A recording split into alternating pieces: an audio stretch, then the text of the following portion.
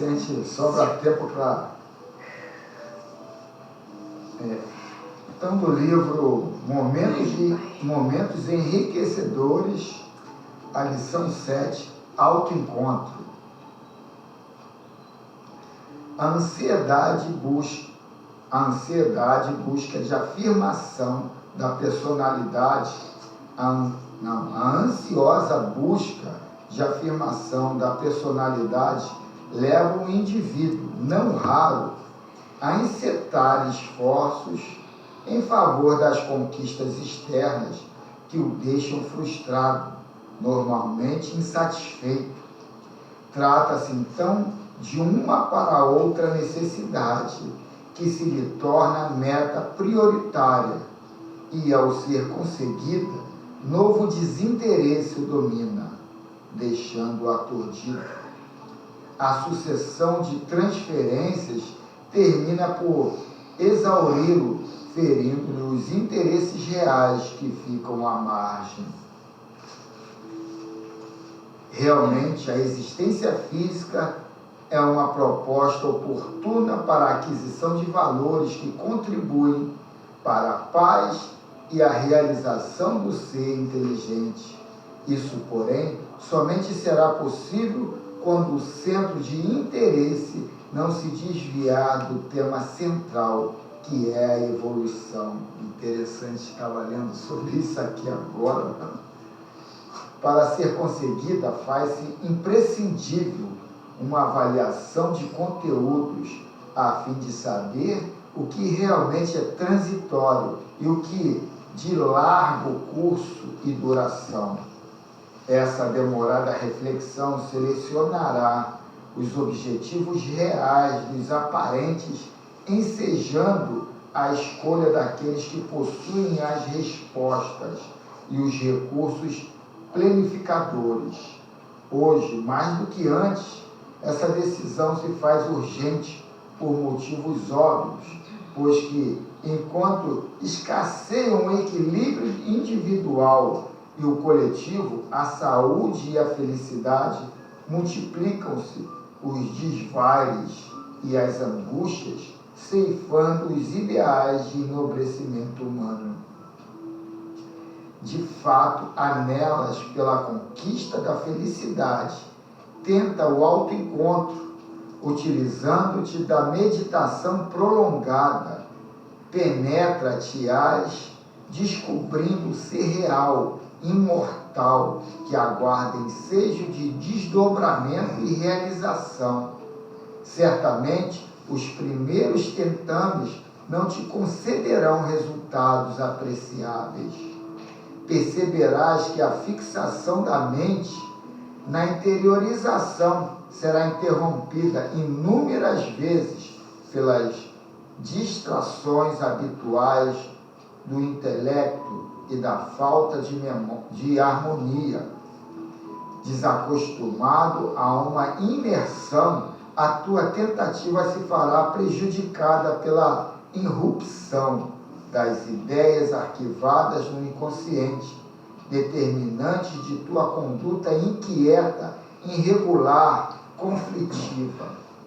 Concordamos que a criatura é conduzida, na maior parte das vezes, pelo inconsciente, que lhe dita o pensamento e as ações, como resultado normal das próprias construções mentais anteriores. A mudança de hábito necessita de novo condicionamento, a fim de mergulhares nesse oceano tumultuado, atingindo-lhe o limite que concede acesso à praia da harmonia, do autodescobrimento, da realização interior. Nessa façanha verás o desmoronar de muitas e vazias ambições que cultivas por ignorância ou má educação. O sossobrar de inúmeros engodos, o desaparecer de incontáveis conflitos que te aturdem e desvastam. Amadurecerás lentamente e te acalmarás, não te deixando mais abater pelo desânimo, nem exaltar pelo entusiasmo dos outros. Ficarás imune à tentação do orgulho e à pedrada da inveja, à incompreensão gratuita e à inimizade perseguidora, porque somente darás atenção à necessidade de valorização do ser profundo e indestrutível que és. Terminarás por te venceres, e essa será a tua mais admirável vitória. Não cesses, portanto, logo comeces a busca interior de dar-lhe prosseguimento se as dificuldades e distrações do ego se te apresentarem perturbadoras. E ela finaliza assim: medita, pois orando, quando te seja possível, e conseguirás a meta maior, o autoencontro. Que assim seja. Dona Giseuda, o soldado no quartel quer trabalho. A prece inicial é para a senhora. A nossa abertura já foi uma prece, já foi um preparo que Deus mandou para todos nós, né? Já iniciamos com essa mensagem riquíssima. Verdade. E com certeza coube a cada um de nós um pedacinho dela, né? Que possamos aceitar e nos esforçar, né? Para fazer de alguma maneira um pouquinho dessa mensagem que trouxe para nós as nossas modificações, as nossas calmarezas, né? A nossa simplicidade, e por aí tem muitas coisas. Mas, Senhor, eu estou chegando, pedindo desculpa primeiro, Pai do céu, que está em falta, duas reuniões sem poder estar aqui presente, mas Deus sabe de todas as coisas. Graças a Deus que hoje eu estou aqui nesse encontro, nesse domingo fraternal, que com certeza cada um de nós que aqui estamos, fomos escolhidos pelo nosso Pai Criador para estarmos aqui. E aqueles que aqui não puderam hoje estar, que eles possam também, onde quer que estejam, Pai, receber também essas bênçãos, essas graças que estão sendo derramadas aqui dentro dessa casa de oração, como eu falo sempre, dentro dessa escolinha de Papai do Céu. Essa escola que está sempre nos ensinando as nossas práticas e os nossos atos dos nossos dia a dia.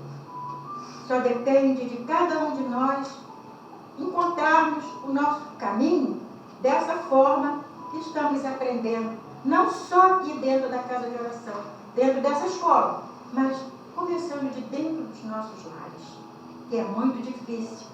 Mas eu quero dizer, Pai, que estamos muito felizes, com certeza. Todos que aqui estão felizes. Ninguém vem forçado, vem com o coração aberto, com o coração cheio de vontade de aprender, de vontade, Pai querido, de entender essa caminhada do nosso dia a dia. Senhor, abençoe o nosso domingo. Lá fora também, os nossos irmãozinhos que ainda não tiveram essa oportunidade de caminhar conforme nós estamos tendo, que o Senhor está nos dando, que um dia também eles possam ter também esse prazer, essa vontade de estudar, de conhecer, chegar mais perto um pouquinho, apertar mais um pouquinho esse laço, Pai. Abençoa, Senhor, os nossos irmãozinhos enfermos, aqueles que fazem parte da casa de oração e aqueles também que não fazem parte, mas que são também irmãos, como todos somos. Que seja, Senhor Jesus, muito êxito esse nosso encontro. Eu estou tão feliz, meus irmãos, de estar hoje aqui marcando a minha presença dentro dessa casa de oração, em busca da verdade, em busca desse conhecimento, que a lição já veio muito, muito certa. Não só para mim, tenho certeza, para todos os nossos irmãos que aqui estão. Que seja de muita paz esse nosso domingo, que seja abençoado todos os lares lá fora, não importa a distância, onde estão essas guerras, Senhor, que seja, Senhor Jesus, repleto hoje, começando a paz, quem sabe, né? Que possa iniciar uma paz onde está havendo tanta guerra.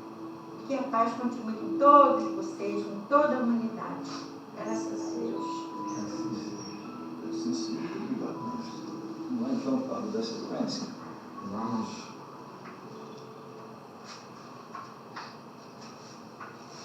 Se fosse uma leitura aqui um tanto trivial, né? Já é só apontamento já bem falado no movimento espírita. Carlos, por favor, título do autor. Para uso diário, do Raul Teixeira, editado pelo Espírito Joanês. Luz. Para uso diário, é o título. Você nunca leu esse aqui, primeira vez. Mas é um livro que eu tenho já há muito tempo. Então. E é alusivo ao item 8, o capítulo 15, o item 8 do Evangelho segundo o Espiritismo. Então, eu falei o título, sobre a sua família. Coisa nova. Sobre a sua família. É empolgante a marca da providência divina no seio da existência humana, no sentido de proporcionar apoio e socorros, cooperações e ensinamento. Prepara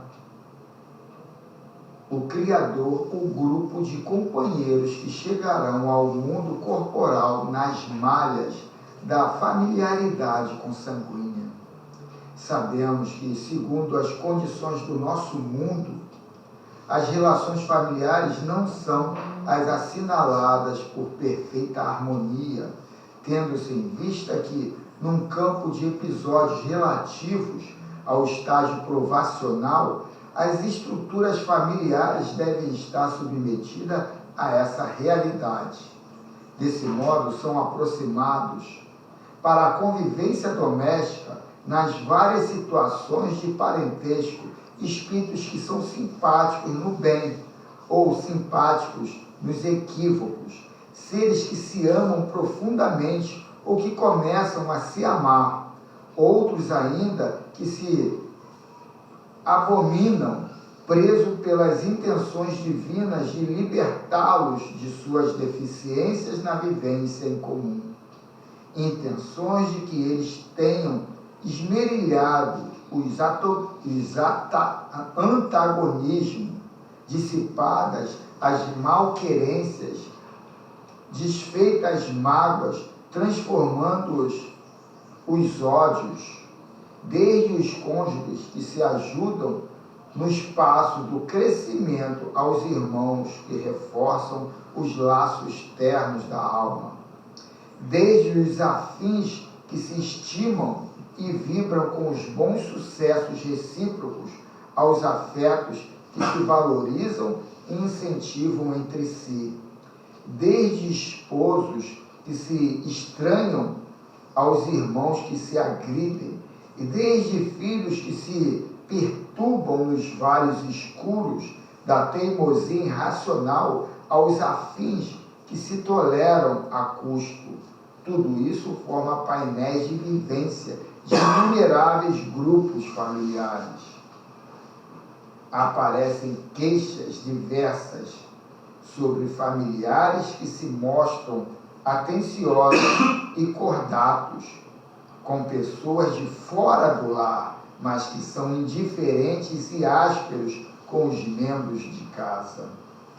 Surgem reclamações sobre familiares que estão sempre prontos a aparentar grandezas com presentes e gastos como os de fora, enquanto se fazem suvinas e coercitivos com os parentes no lar.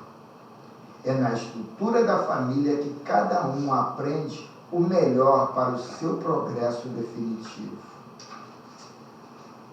É na família que encontramos o cadinho especial, no qual o fogo das lutas, o atrito das lides, o lixar das diferenças vão aperfeiçoando seus pares, que passam a obter conquistas difíceis e vitórias impensadas. É onde as bênçãos do crescimento individual se estabelecem sob o patrocínio da boa vontade. Por mais complicado que se mostre o quadro de sua família terrena, Ainda que você se sinta atado a forte processo de graves reajustamentos, ainda quando perceba que suas energias se esgotam no fragor das batalhas internas e que tudo pareça conspirar contra a sua alegria doméstica, jamais se entregue ao desespero, nunca se perca no descaminho da rebelião. Creia que o Pai Criador, que os uniu, não comete enganos e que por isso você está no contexto ao qual faz jus, com as almas com as quais precisa se exercitar para a definitiva instalação do bem no grupo. Honre-se com a chance que tem de estar vinculado ao seu grupo familiar. Rejubile-se por ter a cabeça afagada pelas mãos enternecidas de sua mãe. Vibre confiante pela presença paterna, ativa e vigilante na estrada por onde você trilha. Aprenda a retirar boas lições para a sua vida através das várias diferenças dessa alma que o Senhor lhe ofereceu na pele de irmão carnal, guardando a certeza de que, apesar de todas as pelejas difíceis que vive a equipe doméstica, foi Deus que permitiu a união de todos, em razão das vivências mais ou menos distanciadas no tempo que tiveram. Acerte-se com a própria consciência, a fim de comungar com as supremas leis do Criador. Verifique onde você tem sonegado a atenção ao lar ou a partir de onde tem se feito cruel com os que o amam, ou pelo menos o serve, esforçando-se por modificar essas indesejáveis posturas. Desenvolva seus sentimentos de bem-querer dirigidos aos seus familiares. E mesmo quando sinta que se mostra difícil maior aproximação emocional com alguns deles, confiante na ação do tempo que Deus lhe dá e no fortalecimento dos seus recursos morais, aprenda a desculpar, a compreender, a servir, aplainando os caminhos do amor verdadeiro para com eles, do mesmo modo que você espera que cada um deles age em relação a você. Seja a convivência luminosa e difícil, amorosa ou fria, calma ou exasperada, não se esqueça de que é o grupo familiar que você merece. E ele finaliza assim: compreenda a sua família, ainda que os esforços, a fim de que você, observando bem quem ela é, saiba compreender-se a si mesmo, percebendo quem você é, porque está vinculado a ela, e de que experiências pretéritas você vem. E ele dá um recadinho aqui no final, que é um momento de reflexão, né? Os que encarnam numa família, sobretudo como parentes próximos, somos mais das vezes espíritos simpáticos ligados por anteriores relações que se expressam por uma afeição recíproca na vida terrena. Mas também pode acontecer, sejam completamente estranhos uns aos outros esses espíritos, afastados entre si por antipatias igualmente anteriores, que se traduzem na Terra por um mútuo antagonismo que aí lhe serve de provação. Podemos encerrar a reunião e ir embora. Acho que podemos ir para o café, né? Um pouquinho só. Eu queria dar uma contribuição aqui em cima de uma proposta que é muito comum no meio religioso, ainda mais no meio espírita, o dar e receber, que as religiões colocam de uma forma um pouco mecanicista, sabe, uma negociação inconsciente, mas uma negociação, porque a gente faz aquilo... Venda de perdão. Porque a gente aqui, venda de perdão, procura de uma salvação. Procura de salvação. Tudo isso aí é um comércio. Isso tudo em cima dessa barganha, né? É dar para receber. Então, quer dizer, a gente pega até um lado pejorativo desse dar por receber por causa do meio comercial. E a gente não entende que isso é muito mais espiritual, mais... mais etérico, não é mais etérico, é questão de sensibilidade. O dar para receber é uma coisa que a pessoa vem angustiada, vem ali depressiva, e ela está te dando todo o sentimento dela, e você tem que ter aquela sensibilidade para entender. E você contribuir de forma positiva de dar o que você tem, não o que você acha, mas o que você tem. Então é como um dia de extremo calor. O que você pensa ali na hora de um extremo calor? Pular numa piscina, tomar um sorvete, uma água bem gelada. Você pensa naquilo, você faz aquilo e você termina aquilo num prazer extremo. Isso é o dar para receber. É você dar o que você quer. E não para viver... Como se fosse uma obrigação, né? Não para trabalhar, não uma obrigação, um prazer mesmo. De você querer aquilo. Você não tem que comprar 100 cesta básica e dar para uma instituição, porque eu tenho que ser bonzinho. Eu tenho que comprar e dar para os mais necessitados. Isso não quer dizer que você não tenha que fazer isso.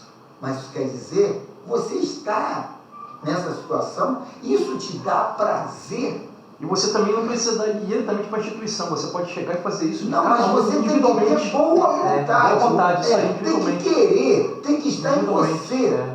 E você também pode não fazer nada disso porque você não quer. E isso não vai te levar nem para o inferno, nem para o céu. Isso vai condicionar uma forma de interpretação tua pelo meio. Eu vou fazer o que eu quero, o que eu gosto. Então a gente tem que entender isso, para na hora do interrelacionamento, eu sou aquela pessoa que eu dou de melhor que eu tenho. E não eu dou o que as pessoas acham que eu tenho que fazer, tenho que executar. Então, a família é essa prescrutação inteligente do relacionamento. Carlos, tudo isso aí que você falou, esse rodízio, ele cai no ponto central, que Deus te dá, livre-arbítrio. Isso é livre-arbítrio. É livre-arbítrio, simplesmente livre-arbítrio. E você tem que estudar. Com responsabilidade. Isso é livre-arbítrio, com responsabilidade, é livre-arbítrio. É livre-arbítrio. É livre-arbítrio. Era isso que eu tinha contribuído da leitura, do momento de ontem, de hoje, né? E aí, pessoal, alguém quer acrescentar algo aí, outro livro? A reunião já iniciou, desde a primeira mensagenzinha, né? Quase que bem. Tudo amarrado. Tudo junto, amarrado. né? Não é? A missão, as palavras, né? Como a dona Gisela falou, a prece inicial já tinha sido dada. Com certeza. A prece inicial já tinha sido dada. Eu estou pensando, dona Gisela, na história dos porcos espinhos. Porco espinho. Né? Família é um grupo de porco espinho. É verdade. E você tem que se aquecer no inverno. Como é que você vai fazer? Todo mundo jogando espinho. E aí? Aí tem que se arrumar aquele jeitinho, né? Então a vida é essa aí, gente. Vamos lá. Leitura do livro dos Espíritos, parte 2ª, capítulo 7, da emancipação da alma. A pergunta é a 451. Pergunta: por que é que a segunda vista parece hereditária em algumas famílias? Repetindo, por que é que a segunda vista parece hereditária em algumas famílias? Você entenderam a pergunta ali? Alguém sabe dar um exemplo do que ele está falando ali? Isso aí tinha muito antigamente nas famílias que tinham a bezendeira, aquela senhora bezendeira. Quando ela estava desencarnando, ela via ali quem tinha mais sensibilidade, quem tinha mais aquele jeitinho de ocupar o espaço dela ali. E ali ela ensinava tudo que tinha. Tudo. Benzedeira, parteira. Benzedeira, parteira. Então, ele quer dizer sobre isso. O cara já vem trazendo isso já de coisa. Mas só que é o seguinte, não era para todo mundo. Ela tinha aquela pessoa ideal, aquela pessoa que fazia a herança, tinha aquela pessoa como de fé, como pessoa séria para aquele tipo de evento. Então, quer dizer, aquilo ela doava, mas passava a vista toda. Por exemplo, aquele menino que vem aqui, o Arquimedes, por exemplo, ele sabia muita coisa que ensinaram a ele, os contemporâneos dele. Aí eu falei, você não pode explicar isso? Não, isso aí eu só vou passar quando eu tiver numa certa época e passo isso aí para alguém, mas no momento é só comigo mesmo. Ele botava uma coisa egoística, é uma coisa egoística, né, cara? Cada um com seu cada um, né? Vamos à resposta. Por semelhança da organização, que se transmite com as outras qualidades físicas. Depois, a faculdade se desenvolve por uma espécie de educação que também se transmite de um a outro.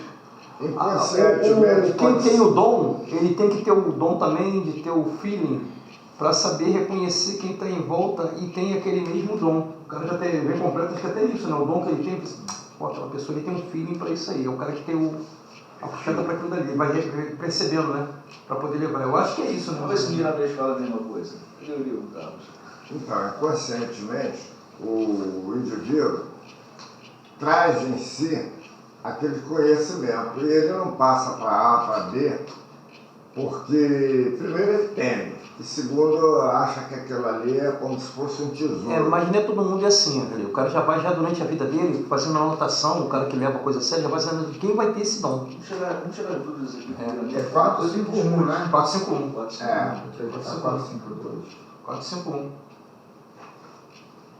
Vamos ver o que vira. Deixa eu deixar na 452 mesmo, na próxima. E a próxima? Tirar um espaço dele, pai. Então, capítulo 43, alusivo à questão 451 do Livro dos Espíritos, hereditariedade da segunda vista. Em algumas famílias, parece que a segunda vista é hereditária, e de certa forma o é, porque o corpo herda do corpo, tendo a mediunidade e bases físicas, alguns traços do complexo fisiológico cresce um pouco na visão espiritual. Então, quer dizer, o biológico das pessoas dá aquele diferencial para eclodir aquela mediunidade. A mediunidade, ela aparece por fatores biológicos logo de início. Então, aquela sensibilidade do ver, aquela sensibilidade do ouvir, começa pelo biológico do corpo. E isso é herdado, né? Isso você vem em cima desse lado hereditário e depois aquele espírito que nada mais é do que um somatismo, a lei do magnetismo ali atraindo o corpo que eu necessito. E por isso há essa simpatia de ter o corpo certo com a necessidade que eu preciso passar. Então, isso é o inicial para trabalhar aquilo. Eu vim naquela família, eu tive aquele corpo, aquelas possibilidades ali toda formada, porque aquilo não foi por acaso. Aquilo foi todo estudado e tudo ali está por um propósito. Né? Por isso que você trouxe aquela página inicial falando sobre a família. A família. Quer dizer, a herança biológica, né, ela é fundamental para o exercício da mediunidade. Eu estou pensando aqui em duas situações. Na Dona Merinda com a Potinha, me parece que agora com a Marcinha. Isso. Eu estou pensando aqui na Valéria, da Dona Cecília com a Valéria. Porque são muitas irmãs e uma é que pegou, herdou da mãe aquela É exatamente isso, né? Você levantou aí uma situação legal, que foi por isso que eu trouxe aqui a leitura. Eu ia trazer uma outra leitura, que na hora lá, eu procuro geralmente no sábado, em cima da hora ali, aí eu separei uma leitura do livro do Hamed, quando eu falei, pô, essa leitura não encaixa legal. Aí ontem à noite, portanto é que eu postei lá, era 1h da manhã, falei, essa é a leitura que tem mais a ver com a pergunta do livro dos Espíritos. E aí eu não tinha lido nenhum Hamed aqui, né? O Miramês. E assim como tem os que herdam, né, o lado bom, os que herdam o lado ruim. Lógico. A explicação pode assentar-se de modo diferente. Alguns espíritos que reencarnam em família têm compromissos em conjunto e já vêm do plano espiritual com tarefas definidas e já têm os dons aflorados para os mesmos objetivos. Mas pode acontecer o contrário, existir em uma família numerosa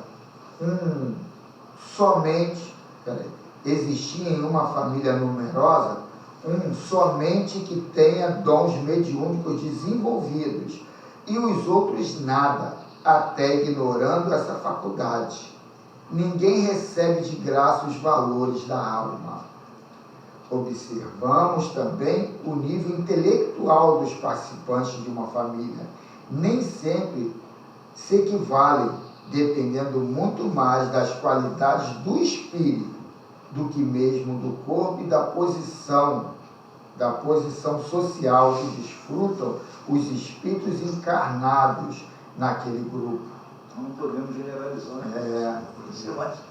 Não podemos generalizar, mas a gente pode insistir no nosso ponto de vista, porque nós também somos fruto do meio. E você implantando ali a tua certeza, a tua verdade, que bem trabalhada, projetada para um final que seja coletivo, ela, não, eu vou insistir nisso aqui, é isso aqui que eu acho que é o certo. Se eles são meus filhos, eu tenho uma responsabilidade nisso. E foi isso que me fez mudar de posicionamento assim que meus filhos começaram a ter uma consciência mais desperta. Eu tinha uma vida mais vulgar, mais prostituída.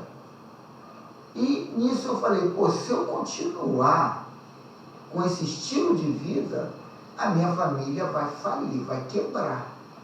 E ali eu vi a necessidade, e nem conhecia a doutrina espírita. O que é vida prostituída para tu? Define aí, vida prostituída. Prostituída é você ser promíscuo. Deixa a vida me levar. Ser promíscuo, não projetar nada. Hoje eu estou aqui, amanhã eu estou ali, amanhã eu estou lá, hoje eu estou com alguém, amanhã eu estou com outro alguém, hoje eu estou... Está falando o quê? Relacionamento fora? Não, tudo. Relacionamento, aspirações, desejos, tudo. Não é só o lado sexual, do resolver o sexual, não. É resolver... Isso é consequência que você casou muito novo.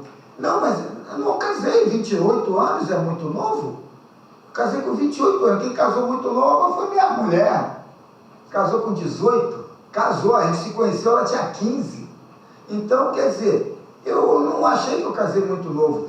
Eu amadureci muito velho.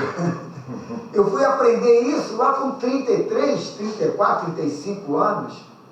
Eu tenho que parar, senão a coisa, o Titanic vai afundar. Eu não sei porque, o que aconteceu. Eu levo a vida, sempre levo um lado lógico, até para isso. Até eu formar filho, família, eu tinha uma vida... Depois que eu formei filho e família, aí basicamente isso aí fechou. Porque quando você... Eu penso assim, na lógica. Quando você passa a pensar na vida promíscua, o que isso significa? Você vai ter mais gasto. Um carro é uma família, um amante é uma família, não sei o quê. Então, você tem que... Pô, é uma lógica. Mas você vai lógica. Viver, então, foi automático. Você vai viver triste. Você vai viver insatisfeito. Porque você não é. Você está. Você está da forma que o racional está dizendo. 2 mais 2 são 4. Júnior, posso viver com mais responsabilidade. É o que ele quis falar. Não, eu sei, eu estou te entendendo, mas eu não sei, cara, eu acho que dentro de mim você teve um clique. Ó, Carlos, eu recém-casado com o Simone, sabe o que com a minha mulher, com a Mariana pequena, sabe o que eu te mando lá em casa? Sabe o que minha mulher fez? Porque eu estava muito em casa. Eu tinha perdido o tesão de sair. Sair, ó, vamos sair domingo, aí vamos para pedra, vamos para não sei o que, fazer em família. Aí, porque a Simone sempre bateu em mim por causa disso. Eu saí da casa dela e para outros lances, outras não sei o que, para ela pão duro, outros grupos de amizade, não sei o que, não sei o que lá. E de fato tinha, quando a gente era noivo. Porra, a Simone teve coragem de dar pro meu compadre para mandar vir em casa me buscar pra gente ir pra praia. Eu falei, porra, quem mandou tu fazer isso? Eu quero ficar em casa, cara, assistindo a televisão. Começou a sentir falta aquele negócio da pessoa que é sequestrada e acaba se apaixonando pelo sequestrador, aquele efeito. Aí começou a sentir falta do que fazia antes. Por que isso, cara? Eu acho que você tem que respeitar, até como casal, a individualidade da pessoa. A partir do momento que o cara quis viver aquele tipo de vida, assim, não, quero ficar em casa, ver minha televisão, comecei a gostar de futebol, assistir futebol. Não, mas aí, o casamento é uma comunhão. Não é uma individual. Mas o que acontece? Mas você não precisa se sentir incomodado porque o cara mudou o ritmo de Mas vida aí dele, é cara. por isso que esse mundo aqui tem uma necessidade de assinar O problema contrato. foi os filhos, cara. Ele quis exemplificar para os filhos. A preocupação maior foi com a Silvia, foi. Mas em relação aos filhos, Os você dá um filhos, não exemplo. foi minha mulher não foi minha mulher não. Mas isso aí Eu vi na necessidade. É automático. Ô, cara, isso é automático, cara. A Os filhos necessidade, automaticamente. quando eu vi a minha filha, a segunda, Meu pai não é uma Sabrina, galinha. tão tímida, tão medrosa em se projetar ao coletivo, eu falei, eu tenho que fazer alguma coisa. E sabe o que eu fiz? Teatro dentro de casa. Chamava os vizinhos e eu fazia uma peça de teatro. E eu fui censurado, sabe por quem? Pelas minhas filhas. Pai, você põe a gente para pagar esse mico na frente de todo mundo. Não. Eu também estou participando. Vocês não estão sozinhos. Se segura na minha pessoa. Quem está pagando o mico sou eu. Eu sou uma pessoa já mais madura. Vocês são crianças. Vocês, todo mundo vai ver como, que coisa linda. Porra, aquele velho ali não É a mesma coisa que eu escuto, velho arcaico. Então, mas aí é que tá. Eu fiz aquilo não por causa do pensamento dos outros, da minha esposa, e sim para botar minha filha em xeque. Fala aí pro pessoal. Fala, coloca o que tem que ser feito. E começando, não falando, e sim interagindo numa pecinha de teatro. Eu lembro que Sabrina chorando aqui numa reunião. Todo lugar ela chorava. Ela Ela se fechava e chorava. Hoje, ela compra o barulho das colegas na faculdade para fazer apresentações, porque ninguém ali tinha coragem de enfrentar a multidão. Mas porque a família dele lá não entenderam que isso aí tem que colocar ali, tem que jogar o jogo ali, vamos embora, vamos aqui, vamos enfrentar agora, que é mais fácil enfrentar agora do que mais tarde. Então, quer dizer, essa sensibilidade que a gente tem que ter em cada um, que está num raio de ação nossa. É o que eu posso dar o de melhor. Se eu fosse fazer o de melhor que elas quisessem, era levar para o restaurante para todo dia, para isso e aquilo. Como isso aí também é algo de melhor. As minhas filhas não queriam ir de jeito nenhum para a evangelização no centro, lá em Santa Cruz. O que eu vi nisso? Eu falei, como é que eu resolvo isso? Só que elas eram interligadas com as coleguinhas da rua. E eu peguei as que eram formadoras de opinião da rua e levava também para o centro e falava, depois daqui a gente vai para ali, passar ali um tempinho, vocês vão ficar numa escolinha ali, mas depois a gente vai para a pizzaria. Corrupção isso, né? Eu tive que comprar mesmo. E aí as formadoras de opiniões iam. Meu interesse era ela? Não, eu sabia que eu ia gastar um dinheiro ali a mais. Meu interesse era minhas filhas, para irem de boa vontade.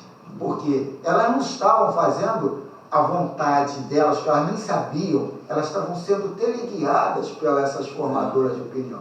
Então, quer dizer, eu fui usando de forma inteligente ali, para hoje, elas serem as ícones no meio onde ela está. Elas não seguem ninguém, as pessoas que seguem elas. Os maridos delas são como filhos delas.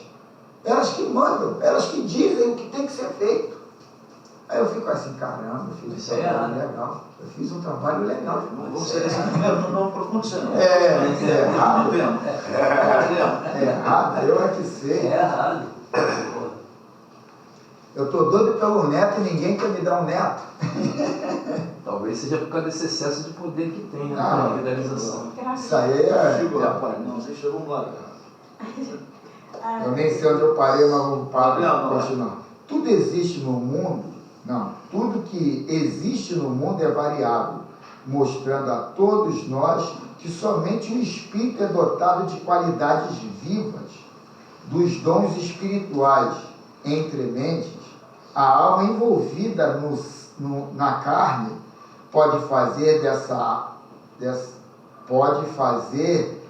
alguma coisa no mundo das sensibilidades, onde o homem do amanhã penetrará pelo seu campo de estudos em todas as direções daquilo que Deus criou, deduzindo-se daí que todos os poderes vêm de Deus, assimilados por nós e por tudo que existe.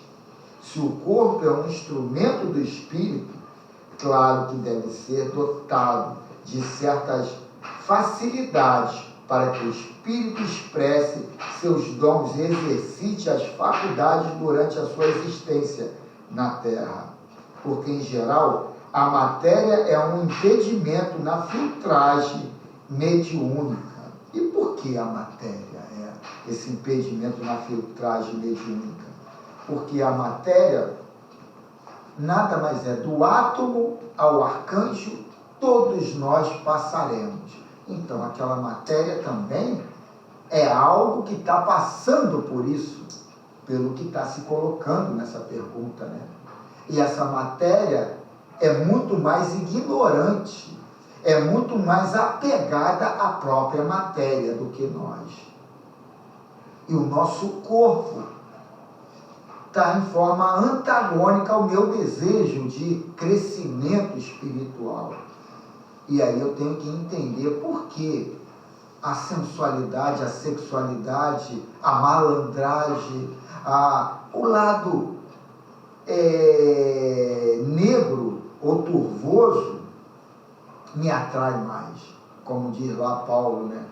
Que a sombra me agrada muito mais do que a luz. E eu trabalho a luz, mas me comprazo na sombra. Porque a gente ainda tem essa comunicação muito alta e se agrada nessa comunicação entre o meu espírito e o meu corpo, né?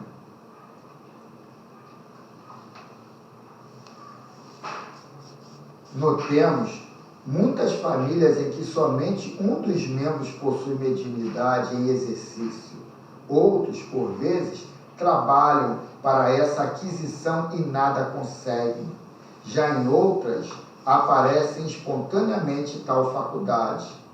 Nós já trazemos do mundo espiritual as nossas tarefas definidas. Em poucos casos, elas são mudadas conforme as necessidades e o merecimento de cada um.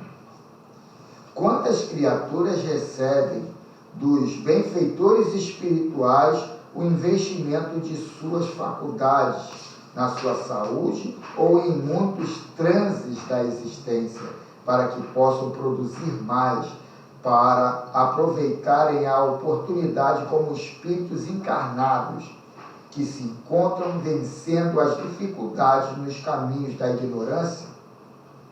Isto é uma glória para a alma, mas também muitos ficam nos caminhos quase a sós, por não valorizarem a assistência espiritual que os bondosos amigos espirituais lhe oferecem.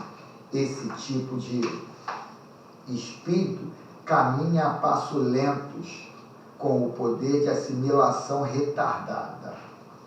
A doutrina dos espíritos vem esclarecer a todos o modo pelo qual devem assegurar esses valores, compreendendo que em torno de si existem muitos espíritos interessados em ajudá-los. Se há muitos espíritos brincalhões em seus passos, é por sintonia. A afinidade é uma lei.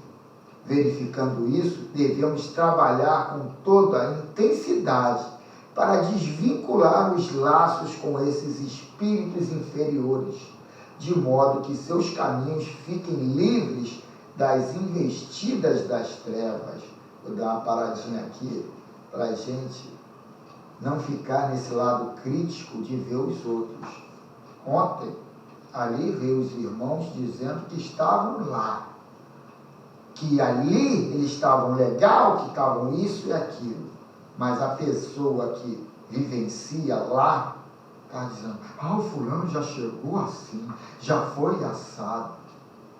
Jogar a responsabilidade para os outros é fácil e é perda de tempo, porque você vai marcar passo.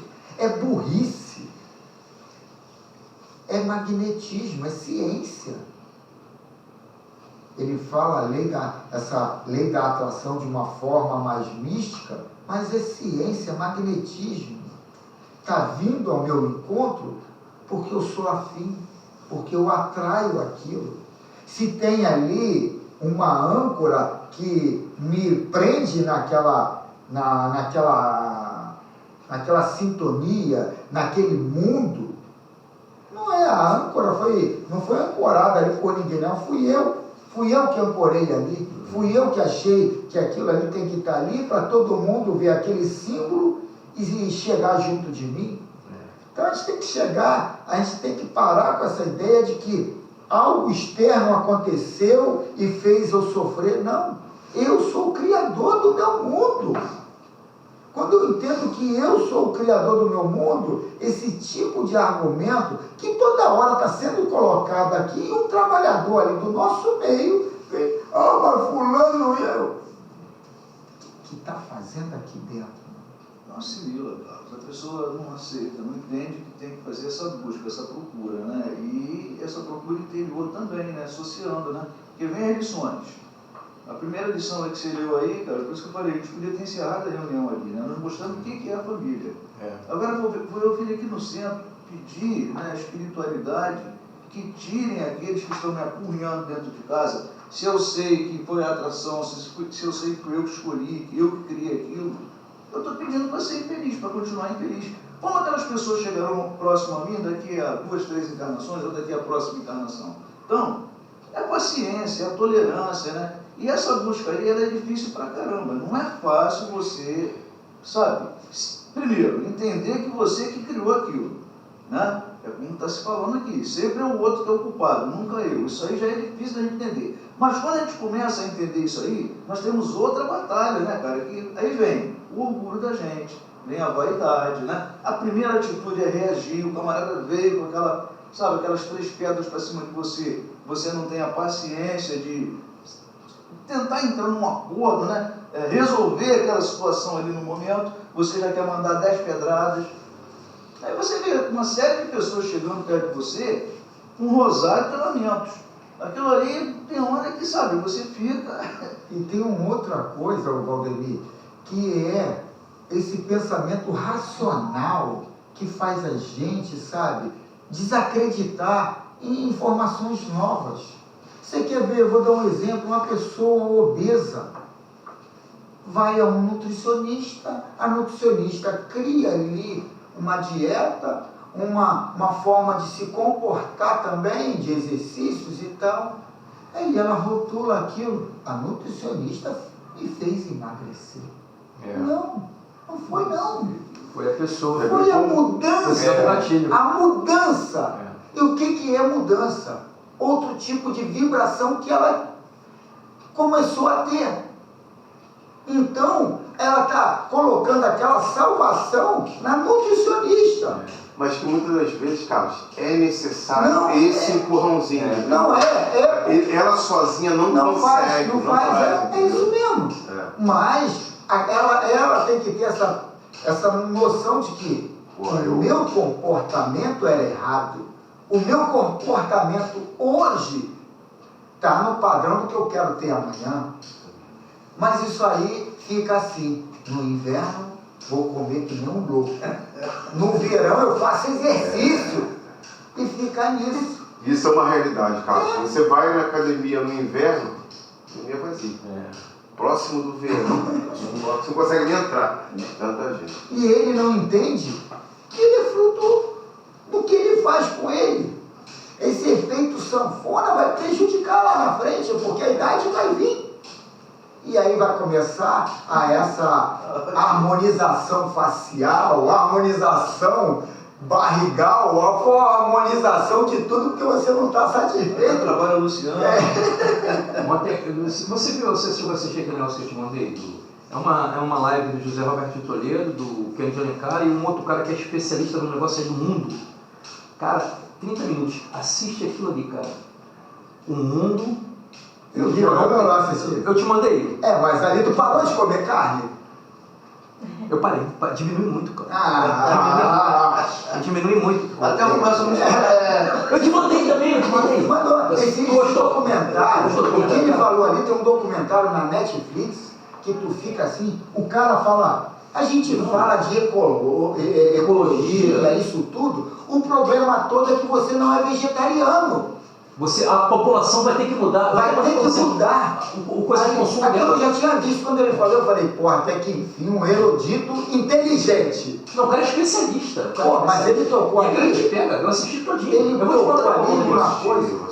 Assim. Ele tocou ali numa coisa que é, para você entender aquilo, você tem que se aprofundar. Porque até então você vulgariza, parar de comer carne, você é vegetariano. Sabe o que eu fiquei preocupado? Você vai precisar, em pouco tempo, de mais Não, planeta e meio Terra para poder botar todo mundo para viver com a coisa que você Agora, vocês vão lá e vem cá. Tá correndo aí também na internet aí uma fala do Darcy Ribeiro, 1900 e não sei quanto. Procurem lá. Está dentro desse assunto também. Vamos lá. Então vamos finalizar aqui com o Miramês dizendo: assiste só, você não vai gostar. Não que devemos desistir de ajustar tais espíritos, pois eles precisam de nós. Mas é necessário saber cooperar com eles. É o que eu falei aqui do DAI para receber, né? Cooperar com eles, sem ligações pela lei dos semelhantes, para não se turvarem os nossos sentimentos. Que assim seja. Porra, cara, você falou que eu tô ficando igual o boi. Aí você tá falando, eu tô comendo mato, folha pra caramba. Tô ficando igual o boi, tô comendo folha pra caramba agora, cara. Tô comendo isso faz peidar muito, hein? Eu falei assim, porra, eu não tô falando, tá na paranoia desse cara de negócio de não comer carne. Eu quero comer carne, mas menos carne. Menos carne. Vai ter que ser arrastado na rua, né? Valdemir é o próximo. Vamos Não é lá. fácil. Gente, alguém quer fazer alguma colocação em relação ao estudo da manhã de hoje? Os primeiros livros foi muito interessante, família. E agora o Miramês. Também foi bom também, esse ano ano, essa parte. Tão bom. Tudo bem com todos? Começou a leitura falando de família e terminou falando de família. Família, né, seu Me fez, eu estou aqui calado, mas eu estava no meu raciocínio de 60 anos atrás. E vim até hoje, fazendo coisa. Eu falei assim, mas como é que pode? Antigamente eu pensava nisso, tinha um comportamento assim e tal. E coisa que uma coisa que eu nem vou te dizer, Carlos falou uma coisa aí que bateu na minha família. Aí eu estou calado aqui, eu faço bem, porque quando esse fato aconteceu, eu tinha um conhecimento que eu não tenho hoje. E tinha um sentimento que eu não tenho hoje. Então, eu sei como eu falo até agora, que eu sinto, quando eu era criança, aquela coisa, para mim, era normal. Não tinha noção de nada, mas como hoje eu tenho noção das coisas, tenho sentimento, aí eu passei a cobrar. Mas isso aí tem que entender que é o seguinte, eu também não tenho um corpo correspondendo como correspondia ontem. Não, mas eu não estou falando. Eu também estou falando a parte física. Não, sim. Eu estou me aprofundando até uma parte espiritual que eu estou vendo que eu estou igual a Jesus Cristo. Eu estou falando parado. Eu não estou referindo. Eu estou me azogando, já que nós estamos num ambiente, numa casa, então eu procuro raciocinar. me elevar a parte espiritual. A parte material, eu... Mas o seu Fernando, não tem parte espiritual e parte... Não. Ó, tudo é consciência. Não, Será que eu, potente, viril, com dinheiro, eu sou a mesma pessoa? não, mas aí, queira ou não, Isso Mas aí que fica. Não adianta a gente falar o que a gente ia fazer. não é falar nada não. Desde que você está pensando, Marco dele. é a parte espiritual. O pensamento da gente é a parte espiritual. E o nosso sentimento é tudo. Entendeu? Agora, o que eu faço, eu posso pegar essa cadeira aqui e já não é é uma coisa material. Por isso que eu falei. Você falou de barriga, né? Aí eu me lembrei da minha barriga. Eu nem lembro. Mas hoje, de primeiro, eu ficava nervoso da minha barriga. Mas depois que eu fiz os exames, o médico falou assim, ó, problema, isso aqui é remédio. Eu parei, ó. Eu falo para a família, eu vou desencarnar do jeito que eu estou. Se eu tiver dinheiro, Coitada para de fazer levar uma um caixão. cirurgia, para caseirado, tá bem, mas eu não tenho. Então eu tenho que ir me conformar do jeito que eu estou Alguém já levou caixão aqui? Então, quando eu falo espiritual, eu não estou Várias vezes aqui, ó. eu não estou falando uma Elizabeth teve que subir um morro. É Valdemir falou. Vamos lá, então. Marco De Luca, ele fala uma frase que eu levo ela como mantra até hoje. 10 anos de conhecer a amizade, ele falou isso. Que é conhecer um homem, dê poder e dinheiro a ele. Esse é um mantra. Bem, gente, vamos então silenciar o nosso... Fisicamente, né? Silenciar aí também o nosso íntimo. Fazer a nossa mentalização. Nos imaginando numa situação agradável, né? Que estamos aqui, né? Em ambientes quanto esse, né? Conforme a Yasmin Madeira sempre nos orienta, né? Buscar Jesus pelo pensamento, que com certeza ele virá. Na afirmativa dele, quando tivesse 2 ou mais pessoas reunidas, que ele ali estaria. E a prece é individual, tá? Cada um faça ocultamente seu pedido, seus agradecimentos a Jesus, vibrando sempre, conforme foi pedido no início da reunião, pela paz no universo.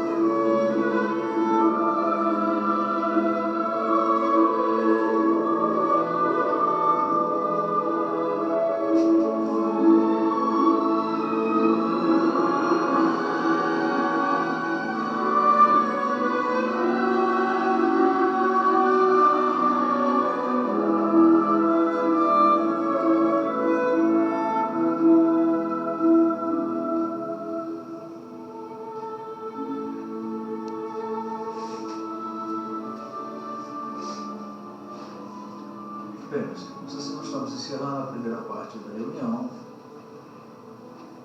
com serenidade, com calma, com tranquilidade, que possamos ter aí uma semana aí produtiva e muito boa para todos nós.